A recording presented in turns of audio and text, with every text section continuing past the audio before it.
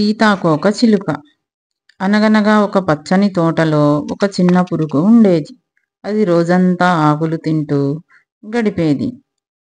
చుట్టూ ఉన్న పూలను, తేనెటీగలను, సీతాకోక చిలుకలను చూసి నాకు వీళ్ళలాగా ఎగరాలని ఉంది అని కలలు కనేది ఆ పురుగు.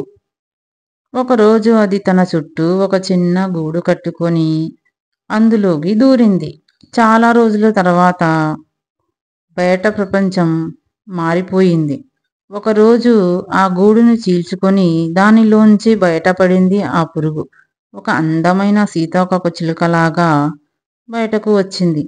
ఆ సీతాకోక చిలుక తన కొత్త రెక్కలతో ఎగిరింది, పూల మీద వాలింది, తేనెటీగలతో పాటలు పాడింది, ఆటలు కూడా ఆడింది.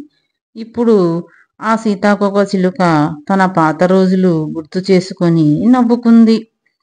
అప్పట్లో నేను ఒక చిన్న పురుగుని, ఇప్పుడు అందరికీ సంతోషాన్ని ఇచ్చే సీతాకోక చిలుకని అని గర్వపడింది ఆ పురుగు. నీతి ఏమిటంటే, మన జీవితంలో మార్పులు ఎంత కష్టంగా అనిపించినా అవే మనలను అందమైన రూపంలోకి మార్చుతాయి.